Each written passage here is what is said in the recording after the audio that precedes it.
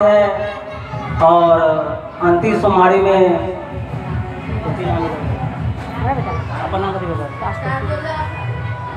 आज जो चर्चा का कार्यक्रम रखा गया था लक्ष्मी पाशुपति देवी के, उन्होंने आज ये चर्चा रखा है और आज सभी लोग उपस्थित हुए हैं और राजनारायण बैठा जी भी इसके बाद चर्चा करवाएंगे। प्रसाद लेके जाइएगा। हम ना कुछ देंगे। अभी आप लोग कैसे बैठिए प्रसाद लेके जाइएगा कैसे ना कैसे बैठिए प्रसाद लेके जाए इससे ना जाए इससे ना वे घरे सिखबे ना कर होते बस। तो आज सावन माह के इस पवित्र बेला में और सोमवारी लास्ट सोमवारी के उपलक्ष्य में जो चर्चा रखा गया है और आप लोग आए हैं इसके लिए बहुत बहुत धन्यवाद, क्योंकि इसके बाद भी चर्चा का कार्यक्रम होने वाला है। तो सभी गुरु बहना और सभी गुरु भाई को अज्ञानी विजय के तरफ से सादर प्रणाम।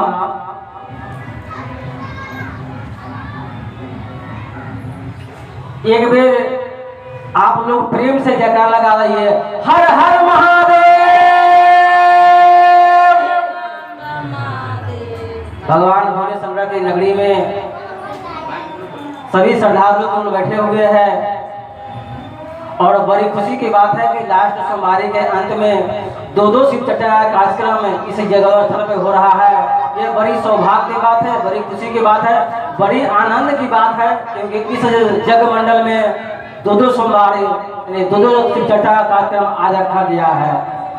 तो सभी गुरु बहना और सभी गुरु भाई को मेरा नमन और समुचे जितने भी ग्रामवासी है, जो अतिथिगण है, जो आए हैं, जो नहीं आए हैं, उन सबों को मेरा सादर प्रणाम। आज शिव चर्चा का कार्यक्रम रखा गया है। शिव चर्चा सबसे पहले आज हम बात करने वाले हैं इस सोमवारी माह में, ये जो लास्ट सोमवारी है, भगवान शंकर के लिंग पे जो हम पुष्प अर्पण करते हैं, जो फूल अर्पण करते हैं, जो बेलपत्र अर्पण करते हैं, बेलपत्र का फल अर्पण करते हैं, दूधिया अर्पण करते हैं, दूध अर्पण करते हैं, घी अर्पण करते हैं, दही अर्पण करते हैं। तो भगवान शंकर के जो लिंग पे हम लोग जो अर्पण करते हैं उससे हमें क्या क्या फायदा होता है, आज 3-4 चीज के बारे में आज आपको हम बताने वाले हैं। जैसे भगवान शंकर के ऊपर आप जो बेलपत्र अर्पण करते हैं, बेलपत्र जो रखते हैं वहां पे, उससे आपकी धन की वृद्धि होती है। दूसरी बात है, इस सोमवारी माह में अगर कुमारी कन्या तन मन धन से नियम के अनुसार अगर भगवान शंकर पे जल अर्पण करती है, बेलपत्र अर्पण करती है, धतूर का फूल अर्पण करती है, तो उसको मनवांछित वर मिल सकता है, इसमें कोई त्रुटि नहीं है। दूसरा बात है, आप भगवान शंकर के ऊपर जो दही का अर्पण करते हैं, दही का जल सेवन करते हैं, उससे आपका शरीर में कष्ट है, उससे आपको रोग का मुक्ति मिलेगा। दूसरा बात है, आप शक्कर जो चढ़ाते हैं, शक्कर चढ़ाने से आपका वैभव का प्राप्ति होता है। दूध और जल मिश्रित चढ़ावे से हमारे लीलार पे आभा मंडल का सख्त होता है।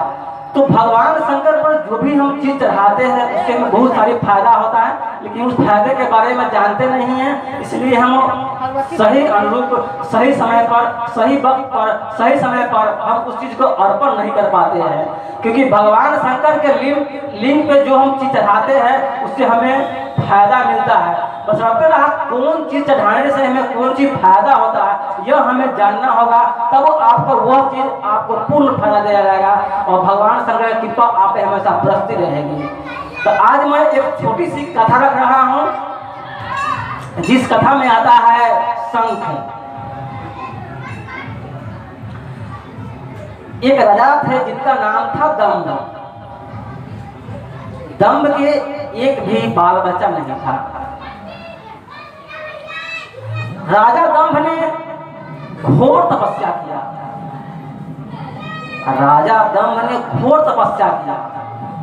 घोर तपस्या करने के बाद भगवान शंकर का जो मंत्र हम लोग जपा करते हैं और आप लोग भी जपा करते हैं, नमः शिवाय, ओम नमः शिवाय, ओम, ये 3 मंत्र नमः शिवाय मंत्र है। तो इस मंत्र के उन्होंने बहुत अधिक दिन मने मने रटते गए, इसकी घोर तपस्या किया। भगवान शंकर की राजा दम्भ ने घोर तपस्या किया। घोर तपस्या करने के बाद राजा दम्भ के सामने भगवान श्री हरि प्रकट हुए।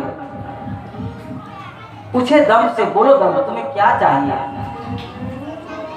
तो राजा दम्भ ने कहा, हे श्री हरि विष्णु, मैं आप जैसा, आपके रूप जैसा, आपके गुण जैसा, आप जैसा शक्तिशाली हमें पुत्र प्रदान करें।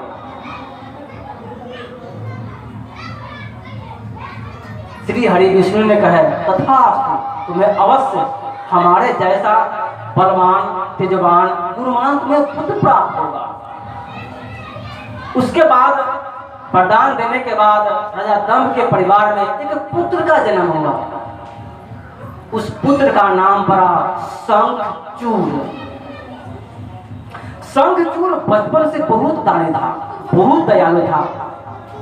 जो भी शंखचूर के दरबार में आया कुछ मांगने के लिए, शंखचूर ने किसी को हाथ खाली नहीं रहने दिया, सबको जो मांगा उसको दिया।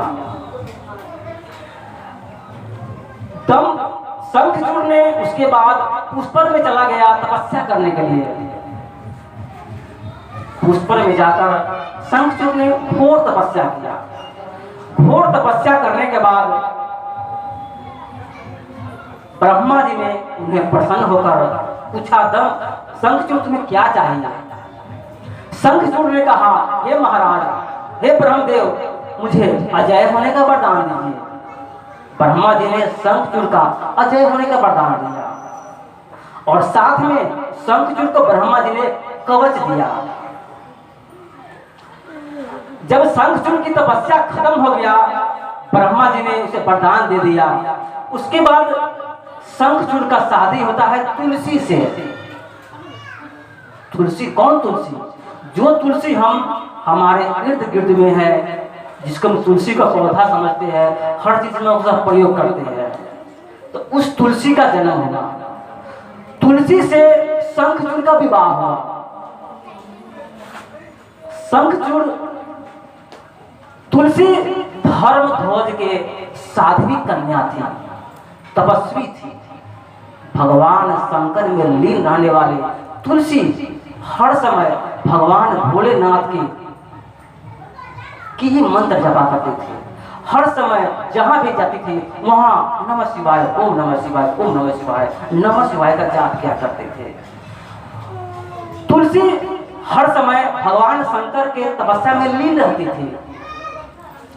तुलसी का विवाह शंखचूर से हुआ। शंखचूर ब्रह्मा जी से वरदान पाकर वह घमंडी हो गया, वह लालची हो गया। वह स्वर्ग में जाकर शंखचूर ने सभी देवताओं को सताने लगा। सभी देवताओं पर उसने अपना अधिकार जमाने लगा। सभी देवताओं ने त्राही माम त्राही माम त्राही माम करते हुए भगवान शंकर के समीप गए। सभी देवताओं ने कष्ट से पीड़ित होते हुए, दुख से तड़पते हुए भगवान शंकर के दरबार में गए। भगवान शंकर ने पूछा, आप लोग क्यों आए हैं? तो हे भोलेनाथ, शंखचूर ने हमें जीना दुश्वार कर दिया है। शंखचूर हमें जीने नहीं दे रहा है। शंखचूर हमारे राज को कब्जा में कर लिया है। शंखचूर हमारे सिंहासन को अपने कब्जा में कर लिया है। हे भोले शंकर, शंखचूर को मारने का कोई उपाय निकाले। भगवान शंकर ने कहा, ठीक है, तुम लोग घबराओ न है, इसका निराकरण जल्द ही हो जाएगा। वर्षा कौन से ले लिया? आप लोग कथा के बीच में डिस्टर्ब न करें, अच्छी से कथा सुने। हम कोई बड़ा ज्ञानी नहीं है, न विद्वान है। संसार में जो भी मनुष्य है अपने आप के सब विद्वान है, सब विद्वान है। नन्हा सा बालक हो या बूढ़ा क्यों न हो, सब बहुत बड़े विद्वान है, सब बहुत बड़े ज्ञानी है। उसके सामने हम कुछ नहीं है। लेकिन मेरे पास जो थोड़ा सा ज्ञान है, मैं सब ज्ञान आपको दे रहा हूँ। इसलिए इस चर्चा में आए हैं, इस चर्चा को श्रवण करें। अगर श्रवण नहीं करते तो चर्चा में आने का कोई फायदा ही नहीं है। तो हम बात कर रहे थे, शंखचूड़ अपने आप को ब्रह्मा जी से वरदान पाकर घमंडी हो गया, अत्याचारी हो गया। देवताओं पर शंखचूड़ ने अत्याचार करने लगा। सभी देवताओं शंखचूड़ से त्रस्त हो गए। सभी देवताओं शंखचूड़ के मारे डर थर कांप रहे थे। सभी देवताओं ने डर के मारे शंखचूड़ से भय के कारण भगवान शंकर के दरबार में जाते हैं। कहते, हे भोले शंकर, शंखचूड़ ने हमें तबाह कर रखा है, हमें जीना दुश्वार कर दिया है। हे भोलेनाथ, इसका कोई निराकरण करें। भगवान भोलेनाथ कहे, तुम लोग घबराओ नहीं, जल्द इसका निराकरण निकल जाएगा। अब भगवान शंकर और शंखचूड़ में लड़ाई होने लगा। 6 महीना बीता, 9 महीना बीता, 12 महीना बीता। शंखचूड़ से भगवान शंकर दोनों में लड़ाई हो रहा है, लेकिन भगवान शंकर शंखचूड़ को मार नहीं रहे हैं। शंखचूड़ पे भगवान शंकर जो भी अस्त्र चलाते हैं सब निष्फल हो जाता है। भगवान शंकर का कोई अस्त्र शंखचूड़ पर काम नहीं करता है। अब जरा सोचिए, हम जिस महादेव देव का चर्चा करते हैं, भजन करते हैं, कीर्तन करते हैं, कथा करते हैं, उस भगवान शंकर से एक शंखचूड़ नहीं मर रहा है। आखिर कारण क्या है, रहस्य क्या है, बात क्या है? तो उसमें एक नारी की शक्ति है, उसमें उसकी पत्नी जो तुलसी है उसका शक्ति है। क्योंकि तुलसी एक साध्वी है, भगवान शंकर के लील रंग में रहने वाली एक साध्वी कन्या है, उसका विवाह शंखचूड़ से हो रहा है।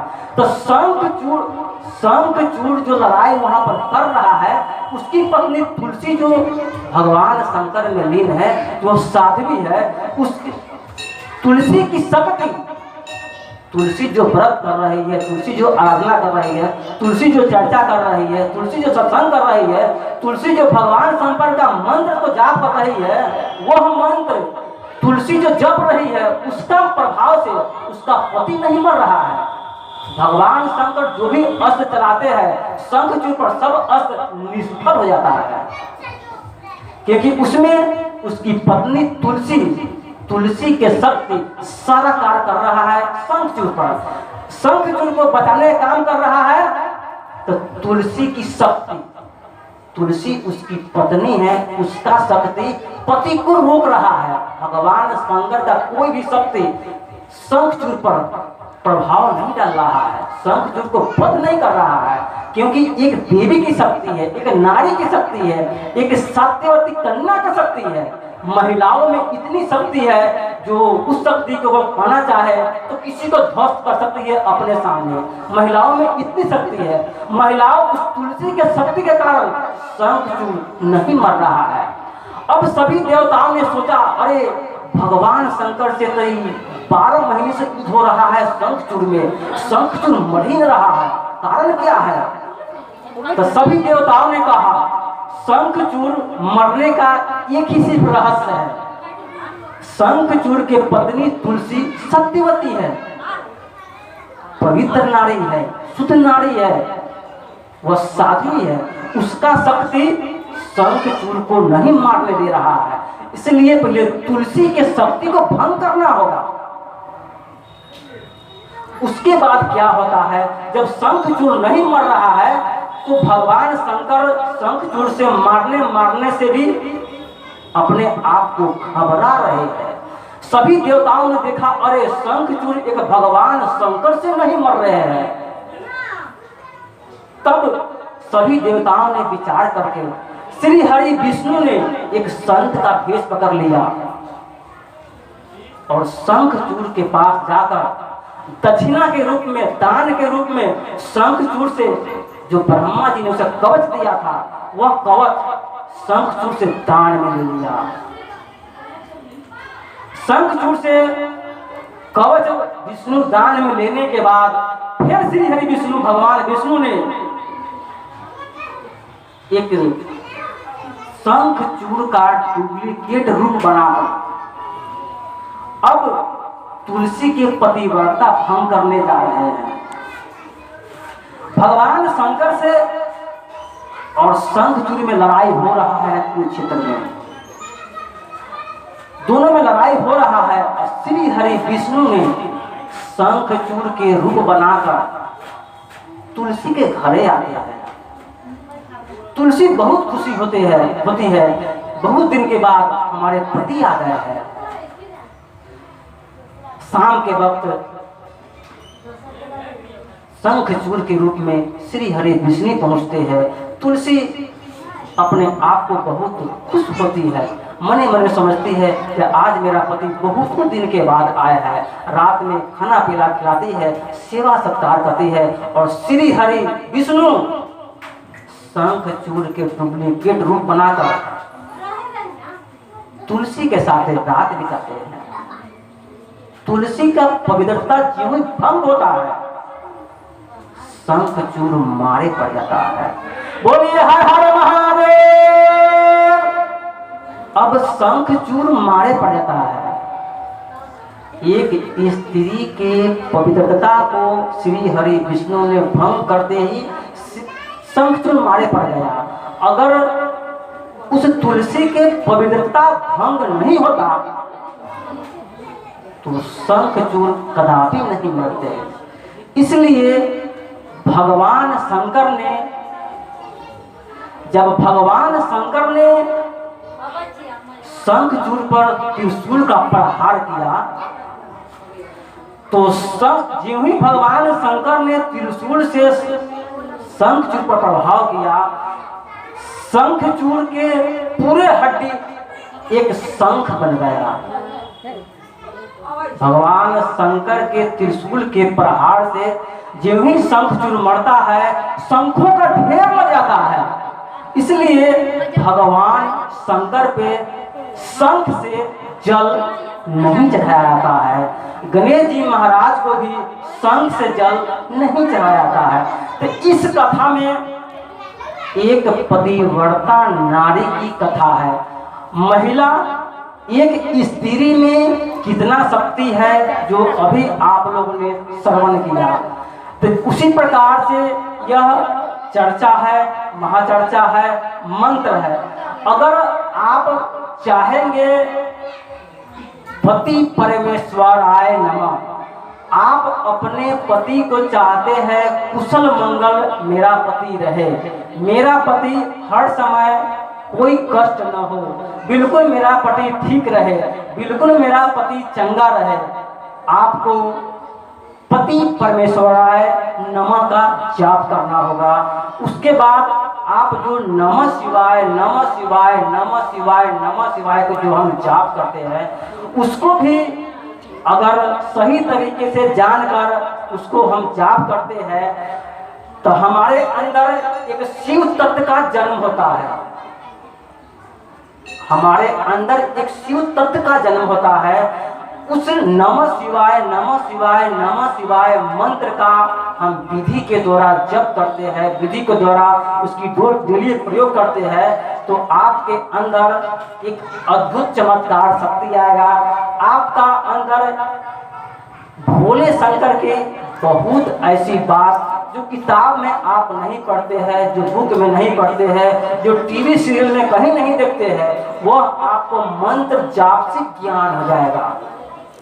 तो भगवान शंकर की यह चर्चा, यह कथा को श्रवण अच्छी तरह से करें। जब भी आप इस चर्चा में आते हैं तो श्रवण, जो भी कथा हो रहा है, ए टू जेड जैसा भी बात हो, कम से कम उसे सुनना चाहिए, समझना चाहिए।